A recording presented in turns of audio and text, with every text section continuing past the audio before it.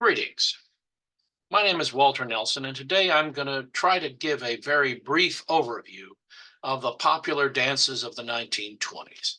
I want to show you what dances were being danced and give you a sense of what they looked like, and do it in a far quicker way than my usual half-hour to 2-hour runtime, to be more in keeping with the median YouTube attention span. If you're interested in delving more deeply into the topic, hundreds of clips of dance scenes and presentations are available on my YouTube channel, where all will be revealed. I will start by saying that of all the eras that serve as the theme for historical dance events, the 1920s is probably the most misunderstood. 1920s dance events these days generally consist of a mixture of Lindy Hop and solo Charleston. And the actual dances of the time, the dances I will be showing you in a moment, are generally ignored. Of course, Charleston was a popular dance in the 20s, reaching its peak of popularity between about 1925 and 1927. But it was never the defining dance of the decade. The Lindy Hop, of course, though it has its roots in the 20s, was very different then in the 20s than what we dance today, and was then being danced by only a very small percentage of the dance population. My usual strategy in presenting a dance history topic is to show clips from films of the time to give a sense not available from words on a page of how it was really being done. I draw on a variety of sources from Hollywood and other commercial movies to newsreels to home movies, and focus on social dancing, the dancing of regular folks. As much as I love the exhibition dances of Fred Astaire and his ilk, I will be leaving those to another day. In the 1920s, the dances of the moment were referred to as the modern dances, to distinguish them from the dances of the Victorian era and various local folk dance styles. They were very much the dances of the moment, and danced by anyone who liked to think of themselves as modern, from New York to Los Angeles to Paris, London, Mexico City, Berlin, Shanghai, and pretty much anywhere else people embraced the new world of the 20th century. The cornerstones of the modern dances were the foxtrot, tango, and modern waltz, with the foxtrot taking preeminent place. When you hear the name foxtrot, please clear your mind of any notions of foxtrot you may have picked up at Arthur Murray's or by watching Dancing with the Stars. Foxtrot of the Roaring Twenties was very different. Exactly what it was, though, is a little hard to pin down, since it was an all-encompassing term that covered anything you might be doing on the floor in 4/4 or often 2/4 time.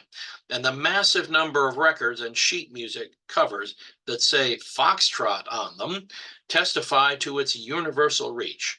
Pretty much anything in 4/4 time that wasn't obviously a tango or by the 30s a Latin number was labeled Foxtrot, whether it was fast, slow, or in between. For example, the records of the Charleston and Varsity Drag were all labeled Foxtrot. This quote from the LA Times in 1914 sums it up pretty well. All these dances may be made features of this new dance, so that the foxtrot may be a natural, wholesome, carefree romp, or it may become the freakiest bunch of dances that ever lured into one cage. That's the beauty of the new dance. There's something in it for everyone. In the time between the two wars, the 20s and 30s, it was a golden age of social dance. It appears that a larger percentage of the population was social dancing than at any time before or since, packing the dance floors at huge dance palaces, humble taxi dance halls, fairgrounds, restaurants, private parties, and most anywhere people got together. Everyone danced, and when everyone dances, they do a dance anyone can do. That was the foxtrot. It was social dance boiled down to its essence. The basic step was just walk into the music.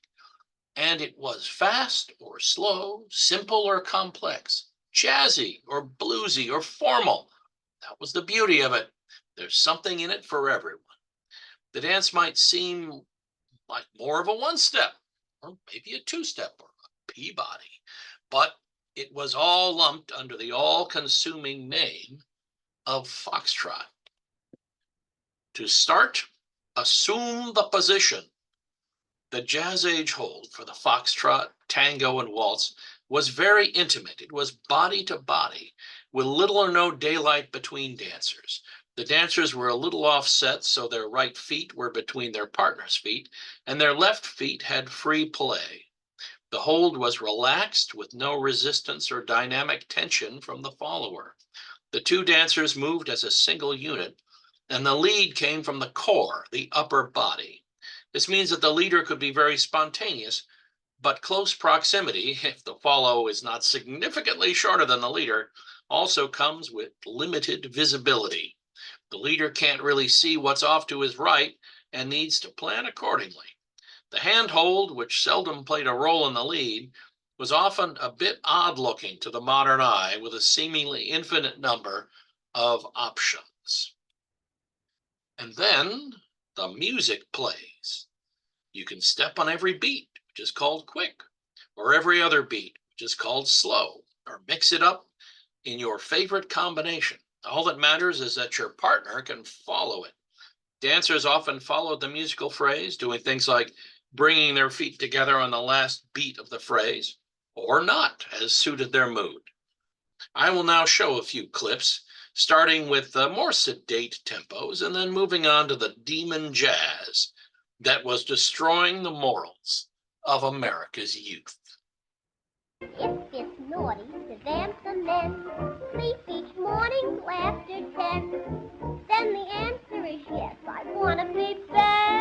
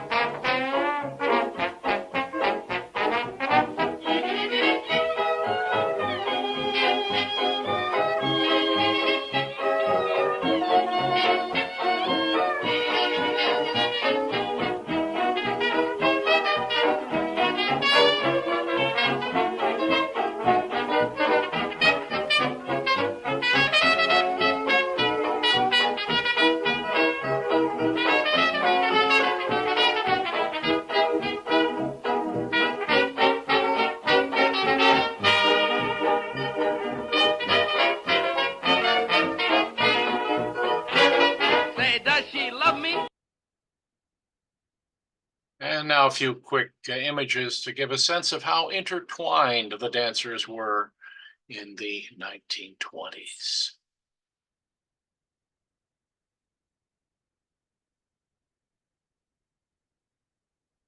And now a few quick words about the Charleston, which to so many is the only 1920s dance they know. Yes, the Charleston was a very popular dance worldwide from about 1925 to 1927, when other dances like the black bottom and various other stomps and kicks and wiggles rendered it unfashionable. Note that it was always a youth dance.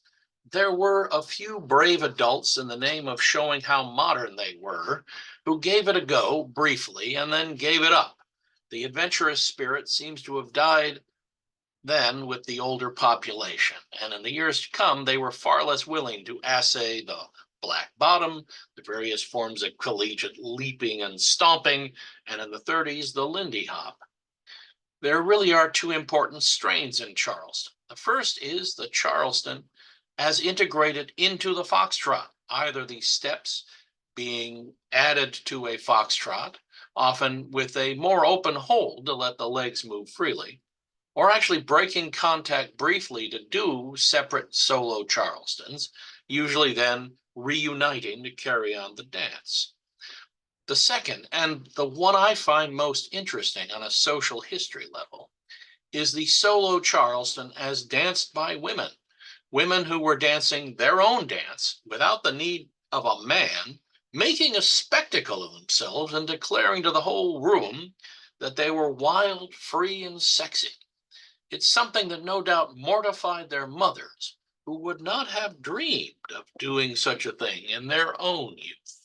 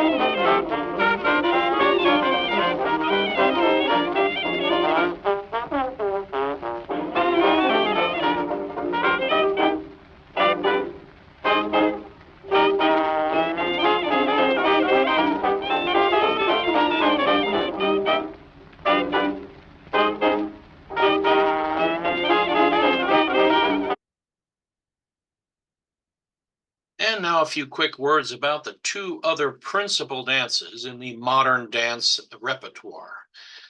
I should note that there were a lot of dance programs, especially those that emphasized their jazziness, that were exclusively foxtrots. Waltzes were still found in less cutting-edge venues, and tangos in places that claimed a little sophistication. Both waltz and tango were far more common in Europe than in North America.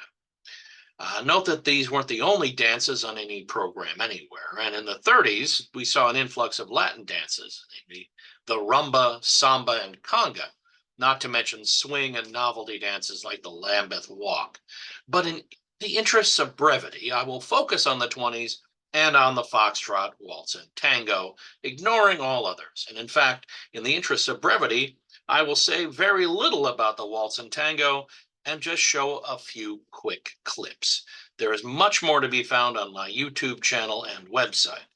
Yet certainly the tango, the social tango of the 20s was, like the foxtrot, very simple. Elaborate flourishes and steps were left to the exhibition dancers. In fact, in a lot of ways, tango was really just a slow, deliberate foxtrot.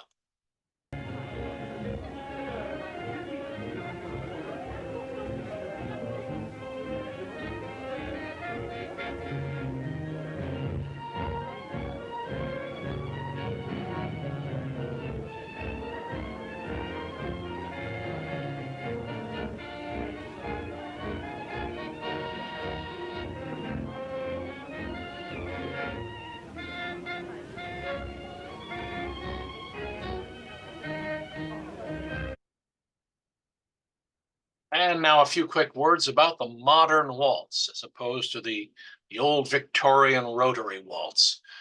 It was very simple. Rotation was an option, but it was optional. It had the same close hold as the Foxtrot and the Tango, and was essentially walking in 3/4 time. You walk 3 steps, you might do a slight pivot, you'd walk 3 more steps, and so on. Or it could be done in a kind of a back and forth sway, a very simplified version of what is now taught as the box step. Come on, Joe. You can't expect to dance with Norm all night, you know. Oh, gee, you cutting in again? You bet I am. No one can get ahead of me with Norma. All right, Romeo. Headed right for that old moon again. How do you know I want to be rescued? Oh, I just wanted one more dance with you, Norma. Stanley, you're no flatter.